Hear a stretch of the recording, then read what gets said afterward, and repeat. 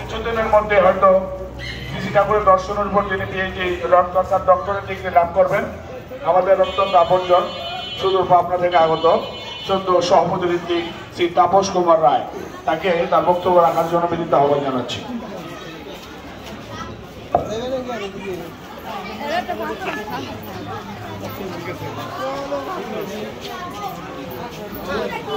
বক্তব্য নিয়ে আসবেন শ্রী তাপস কুমার রায়, সভাপতি ভিত্তিক সাবেক সাধারণ সম্পাদক, কেন্দ্রীয় আশ্রম হিমায়তপুর, পাবনা।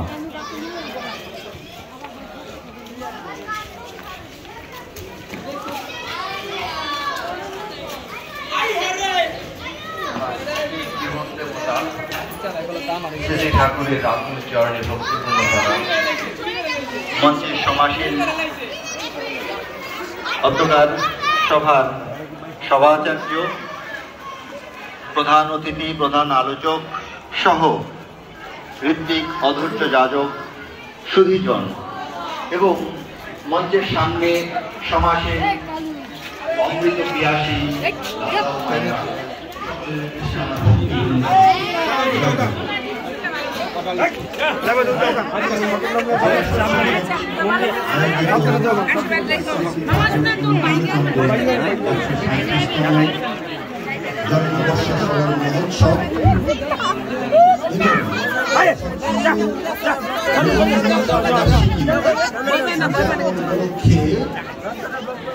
আয়োজিত উৎসবের দ্বিতীয় দিন এবং দ্বিতীয় দিনের ধর্মসভায় আমরা সবাই এবারের উৎসবে সৎসঙ্গ নিবন্ধন শতবর্ষ উদযাপন এই বিষয়টি একটি ভিন্ন মাত্রা সংযোজন করেছে, যা প্রথম 100 বছর পরে এবারই আমরা পেয়েছি। হয়তো সামনের 200 বছরে আমরা পাবো না। তাই আজকের এই দিন থেকে এই বছরের জন্য আমরা সবাই নিজেকে ভাগ্যবান মনে করি এবং এ বিষয়ে সামান্য দু একটি কথা বলবো। কারণ আজকের আয়োজিত ধর্মসভায় ধার্মিকেরা কথা বলবেন, যারা ধার্মিক তারাই ধর্ম কথা বলবেন, কারণ তারা ধর্ম দান করবেন ধর্ম কথার মাধ্যমে। যার ধন আছে তিনি যেমন ধন দান করে, ঠিক তেমনি যার জীবনে ধর্ম আছে তিনি ধর্ম দান করবেন। হয়তো আমার জীবনে ধর্ম নেই, আমি আপনাদের মতোই এই অমৃতের সন্ধানে ছুটে চলছি। আমি শুনবো, ধর্মকথা শুনবো। আমি অল্প সময়ে শুধু সৎসঙ্গ নিবন্ধন বিষয়ে দু একটি কথা বলে আমার সংক্ষিপ্ত আলোচনা শেষ করব। আমার জীবন আরাধ্য আমার নয়, এখানে সমুপস্থিত প্রায় সকলেরই জীবন আরাধ্য শ্রী শ্রী ঠাকুর অনুকূলচন্দ্র। তিনি আমাদের জীবনের আদর্শ, তিনি আমাদের জীবনের ধর্ম। কারণ তার বলার মধ্যে আছে ধর্ম মুক্ত হয় আদর্শে। তিনি বলেছেন, সারা জীবন ধর্ম কথা আমাদের সামনে তুলে ধরেছেন, তাদের জন্য, আমাদের জীবনের পরিপালনের জন্য। এই ধর্ম কথা বলতে গিয়ে তিনি অনেক স্থানে বলেছেন যে মানুষ পেলাম না, মানুষ পাওয়া যায়নি। অসংখ্য মানুষ তার সান্নিধ্যে এসেছিল, তার সান্নিধ্য লাভ করেছিল, তার কথা শুনে জীবনকে ধন্য করেছে। তারপরও ঠাকুর বলতেন যে মানুষ পেলাম না। একজনকে পেয়েছিলাম, তিনি সৎসঙ্গের বুঝতে শিখেছিলেন।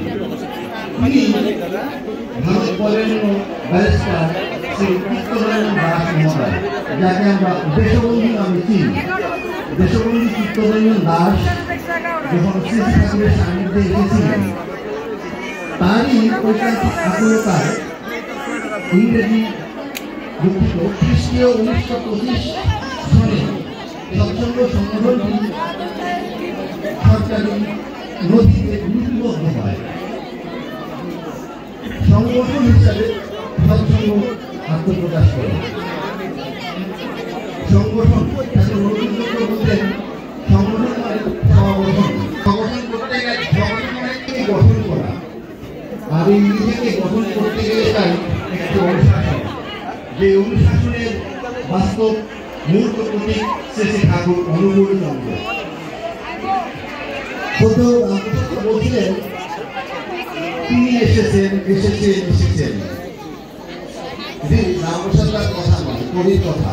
কবির বলেন আরো তিনি এসেছেন এসেছেন এসেছেন আবার বিশ্বে উন্নতি করে, পাখি কাপি কোথায় ছুটি আয় ছুটি আয়, ডাকিছেন সুমধুর করে। তিনি এসেছেন মানুষকে, আমাদেরকে ডাকছেন তার পথে চলার জন্য, তার দেয়া জীবন বিধানকে মেনে জীবনকে গড়ে তোলার জন্য। তিনি ধর্মের মূর্ত প্রতীক, যে ধর্ম ধর্ম করে আমরা এখানে ধর্ম সমাজ করছি। এই ধর্ম শব্দটি একটি মারাত্মক শব্দ। সারা বিশ্বে যেখানে শান্তি সেখানে এই ধর্ম শব্দটি প্রভাব বিস্তার করছে, যেখানে অশান্তি সেখানেও এই ধর্ম শব্দটি প্রভাব বিস্তার করছে।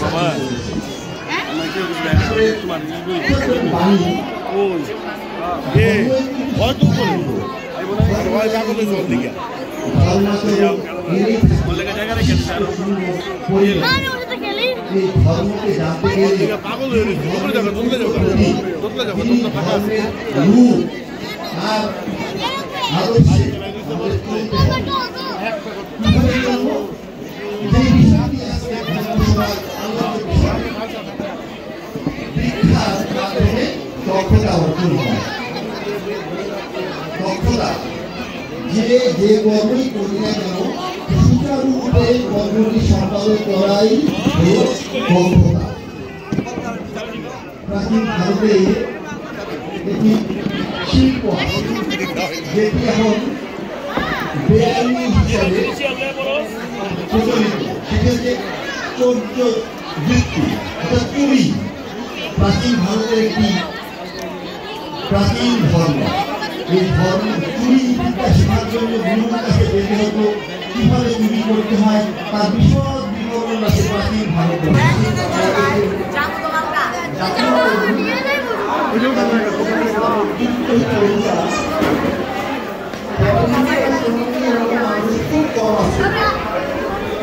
কবিতা প্রথম লাইন হচ্ছে বলবীর বলবীর নমশীল। এই বলার সাথে যদি আমি আমার ভাবটাকে নিয়ে না আসি, বলবীর বলবীর নমশীল এভাবে না বলে আমি বলবীর বলবীর নমশীল, আমি কিন্তু সেই কবিতার তাৎপর্যটা আমার ভিতরে